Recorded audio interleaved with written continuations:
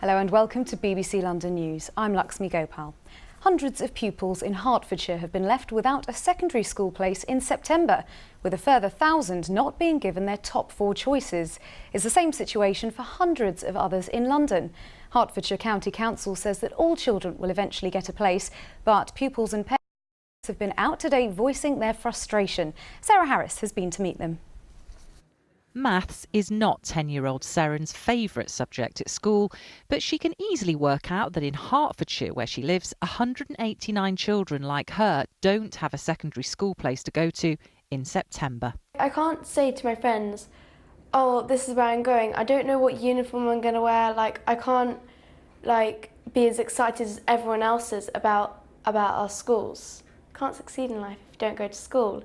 You're taught things because otherwise you can't learn anything and you won't do anything. You'll just be sitting at home eating food. It's a real worry for Seren's parents, who live in St Albans, one of the places with the biggest shortages. They've no idea what will happen after the summer holidays. How could they just send emails to people saying you don't have a school place? So I was really upset at first, confused, distraught, and then I just got really angry and I thought, no, we have to actually make a stand as a community.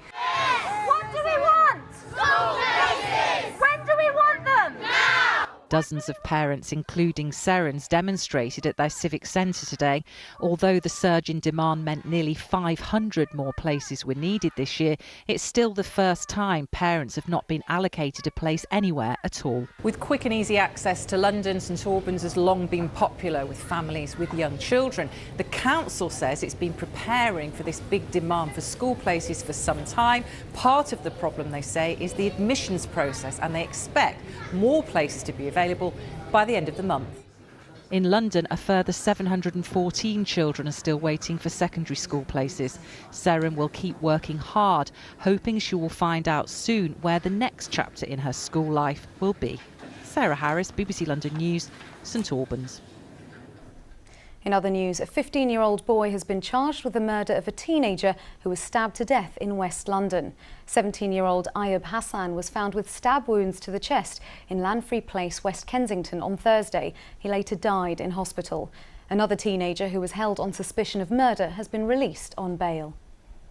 Campaigners have thrown buckets of fake blood outside Downing Street, calling for more action to tackle climate change. The group behind the stunt, Extinction Rebellion, says it's to highlight the climate crisis facing the planet. It follows their previous protests, which have blocked bridges in the capital. Artwork belonging to the singer George Michael has gone on display before it's auctioned off for charity later in the week. The performer, who died in 2016, had a huge personal collection, including works by Tracy Emin and Damien Hirst. Estimates on the paintings being sold at Christie's range from £400 to £1.5 million. Right, let's take a look at the weather now. Here's your forecast from Georgina Burnett. Good evening. Well, it will have been difficult not to notice the strengthening winds through today, and that's very much the theme for the week ahead. And the Met Office has a yellow warning in place for high winds from 1 until 11 tomorrow morning. That's because we're expecting gusts of up to 55 miles per hour. It's mainly concerning South London, but of course you'll feel those winds just about anywhere, so do take care. Through tonight as well, most of us affected by this rain pushing northeastwards.